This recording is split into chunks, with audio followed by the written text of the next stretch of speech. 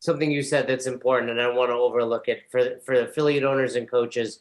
The idea of like eat that frog, right? Brian Tracy or whatever, like your mentor, your business coach said, it's like tackle the big thing in the morning.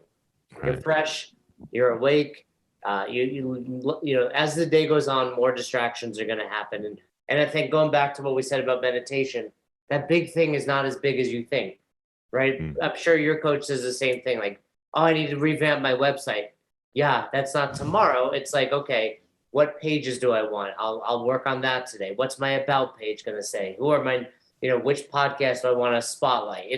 It's never do this entire project. So we always tell people like find the thing that's going to move the needle is a great expression, and then break that down to whatever time you can commit on a day. And it's like meditation. There's the Buddhist expression of like if you don't have 5 minutes to meditate, you need an hour. But at the same time, my I like attitude is that. like if you don't have 5 minutes, find a minute. Like find that's what tiny habits is really all about. Like 3 breaths. What's the least you can do to feel like you were successful? Okay, well I can sit down and take 3 breaths. Or I want to begin intermittent fasting. I can push breakfast back 1 hour, Right. etc.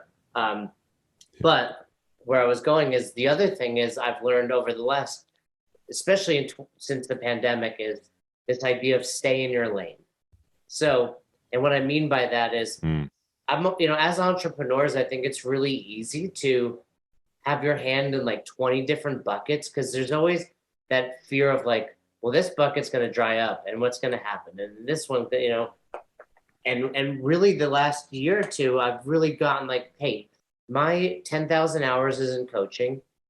I love helping other affiliate owners. And we launched Affiliate U, and now it's like everything I do has that in mind. Yeah, I do a handful of other things, but my question to you is, knowing your golf background, why don't you decide, hey, this is my like, you could be the world renowned, the expert in golfing and fasting or golfing and fitness. What stops you from going so niche like that? Well, I mean, when I started Want out to in lay down on the couch, Brian? This is the time where we can dig in. It's your mom, by the way. It's all yes, yes, yeah. I was just gonna say, I mean, my niche initially was into fasting. Now my niche has been I've been helping, let's just say, 40+ year old males, get their body back. I doing with the podcast and with coaching, and I've actually noticed I have a 6 month program, and it was interesting. I was just looking at it today and seeing if I wanted to tweak it here and there, and I'm finding is a lot of these 40+ males, they're into golf, and I'm like, it's not part of my program, but adding in some type of golf mobility or something into that program, I think would be advantageous to my clients. So yeah, I don't know if that answers your question, but yes, I mean, golf's a part of my life just because I played it for so long. Do I want to, and I've coached individuals in it as well. But like you said, you got to sort of stay in your lane. I mean, I wrote a kid's book, like yeah. What's it called? The Magic Bus? The Magic Zoo. The Magic Zoo. All right. And I never, I did it more so just because my nieces and nephews, I thought they're characters in the book. I'm like, oh, this will be really cool.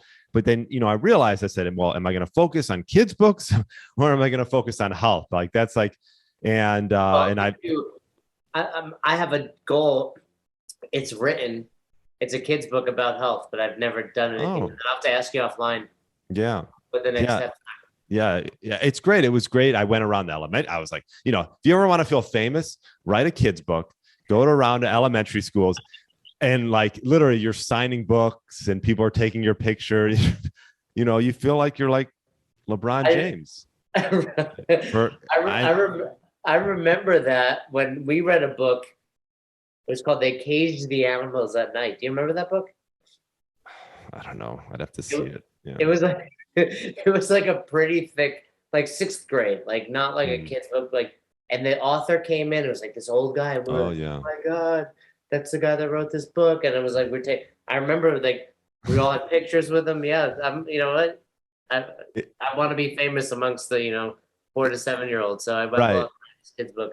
Exactly. It is sort of a cool experience, but yes, if you want to have sort of that feel like a famous or I- celebrity. Yeah. I do want to make sure that the listeners heard, you know, if you are, you know, I'm sure you go to 30s and 50s as well, but if that's your demographic and you're looking for that and maybe even like you're like, hey, I golf, hit Brian up.